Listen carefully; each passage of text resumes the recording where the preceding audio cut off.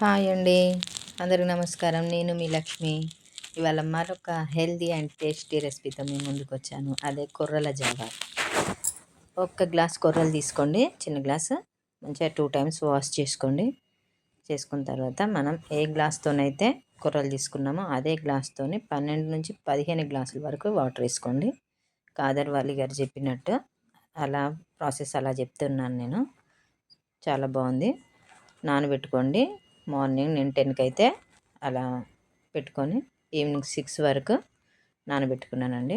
Evening 6, 7 ఆ టైంలో దాన్ని మళ్ళీ స్టవ్ మీద పెట్టి ఉడికించుకుందాం.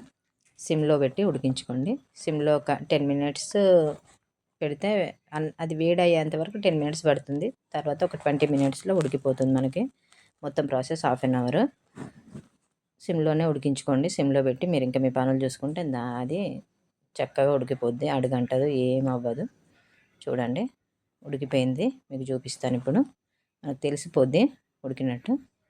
అలా మీరు తీసుకొని కొంచెం ఇలా వేళ్ళతో నొక్కుకుంటే మెత్తగా మనకు తెలుస్తుంది. అలా అయిపోయిన తర్వాత స్టవ్ ఆఫ్ చేసేసుకోండి. స్టవ్ ఆపేసుకొని చల్లారబెట్టుకోండి. ఇది కుండలో చేసుకునే ప్రాసెస్ కాబట్టి నేను కుండ క్లీనింగ్ చూపిస్తాను. అందరికీ కొంచెం కష్టం అని ఇబ్బంది తెలియదు కాబట్టి నేను చూపిస్తున్నాను. అందులో కొంచెం గల్లుప్పు వేసుకొని మనం వాడేసిన నిమ్మ చెక్క ఉంటుంది కదండి, దాంతో మంచిగా నీట్గా క్లీన్ చేసేసుకోవడమే. లేదా దీంతో కాకుండా రైస్ ఫ్లోర్ ఉంటుంది కదా, బియ్యం పిండి, అది వేసుకొని క్లీన్ చేసుకున్న చాలా బాగా క్లీన్ అవుతుందండి. సోపు అవి పెట్టవద్దు, అంటే హోల్స్ ఉంటాయి కాబట్టి అందులో లోపల ఇరుక్కొని మనకు మళ్ళీ హాని చేస్తుంది. అందుకని ఇలా సాల్ట్, బియ్యం పిండి ఏదైనా ఒక ఫ్లోర్ వేసుకొని మంచిగా కడుక్కొని నీట్గా, ఏ జిడ్డు అలాంటిది ఏమి ఉండదు. కాకపోతే మీరు వాడిన తర్వాత అందులో వాటర్ వేసి పెట్టాలి, ఎండిపోకుండా. చూడండి నీట్గా అయిపోతుంది, ఏది ఉండదు. మీరు ఇలా పట్టి చూసుకున్నా కూడా అదే జిడ్డు లాంటిది ఏమి ఉండదు. అయిపోయిన తర్వాత ఇది ఉడికించింది చల్లారిపోద్ది. ఈలోపు చల్లారబెట్టుకొని మనం కుండలో పోసేసుకుందాం. దీన్ని మొత్తం కుండలో వేసేసుకొని చల్లారనివ్వండి. కొంచెం వేడిగున్నా పర్లేదు. దీన్ని మొత్తం కుండలో వేసేసుకొని ఒక పల్చటి క్లాత్ ఉంటుంది కదండి, క్లాత్ కానీ కర్చీఫ్ కానీ పల్చగా ఉండాలి. మూత పెట్టొద్దు, ఎందుకంటే గాలి వెళ్ళాలి లోపలికి, గాలి తగలాలి కాబట్టి, మంచిగా ఫర్మెంటేషన్ అవ్వాలి కాబట్టి. అలా పంచె లాంటిది ఏదైనా క్లాత్ వేసేసి నైట్ అంతా పులవనివ్వండి. చాలా బాగా ఉంటుంది. అలా కట్టేసుకోండి.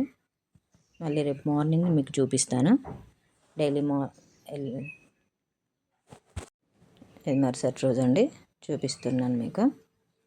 తీసేసి కట్టుకున్న తర్వాత అలాగా చూడండి, తీసేస్తే ఎంత బాగా ఫర్మెంటేషన్ అయిందో. అలా గంజిలాగా తెలుస్తుందిగా, అదే బలం అండి. మనకు బీపీ, షుగర్, నర్వ్ సిస్టమ్ చాలా బాగా పనిచేస్తాయంట. మేము తాగుతున్నాం కదండి, తెలుస్తాను తేడా. చూడండి అలా బబుల్స్ వచ్చి ఎంత బాగుందో. పిల్లలు కానీ పెద్దలు కానీ ఎవరైనా డైలీ మార్నింగ్ ఒక గ్లాస్ తాగిందంటే టిఫిన్ ఇంకా తర్వాత ఒక 2 అవర్స్ తర్వాత మీరు కావాలనుకుంటే టిఫిన్ చేయొచ్చు. లేదంటే ఇది తాగైనా ఉన్నా చాలా మంచిది. ఇప్పుడు దీంట్లో మజ్జిగ కలుపుకుందామండి. నేను అయితే మజ్జిగ కోసం వేరే బౌల్లోకి పెరుగు తీసుకుంటున్నాను.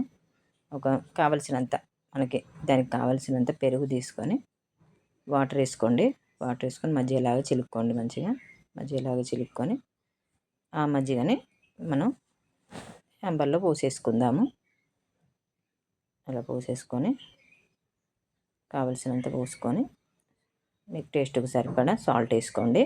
సాల్ట్ లేకుండా తాగినా బాగుంటుంది. బీపీ అది ఉన్న వాళ్ళు సాల్ట్ లేకుండా కూడా తాగొచ్చు, చాలా బాగుంటుంది. ఉల్లిపాయ కానీ, క్యారెట్ కానీ, కీరా దోసకాయ కానీ ఇలాంటివి ఏమైనా నంచుకొని తినొచ్చు. అలా మంచిగా కలుపుకొని ఇంకా సర్వ్ చేసుకోవడమేనండి. చాలా బాగుంటుంది. డైలీ మార్నింగ్ ఒక గ్లాస్ మేమైతే ఇదే తాగుతున్నాం. టిఫిన్ కూడా ఆపేసినాం. హెల్త్ ఎందుకు కొంచెం తేడా అయితే తెలుస్తుంది. మీరు తాగి చూడండి. మీకు నచ్చితే ఛానల్ని సబ్స్క్రైబ్ చేసుకోండి please. Me friends and family మెంబర్స్కి ఈ రెసిపీని షేర్ చేయండి, లైక్ చేయండి, సపోర్ట్ చేయండి ప్లీజ్. అందరూ హెల్తీగా ఉండండి. ఎలా ఉంది చూడండి. ఓకేనండి, బాయ్. ఇలా రెడీ చేసుకొని తాగండి, చాలా బాగుంటుంది. కావాలంటే మీరు క్యారెట్ కీర దోసకాయ ముక్కలు పెట్టుకోండి. ఏమన్నా పచ్చడి నంచుకోవాలన్నా పచ్చడి అయినా నంచుకోవచ్చు. నేనైతే కొంచెం పచ్చడి నంచుకొని తింటానండి. ఓకే అండి, బాయ్.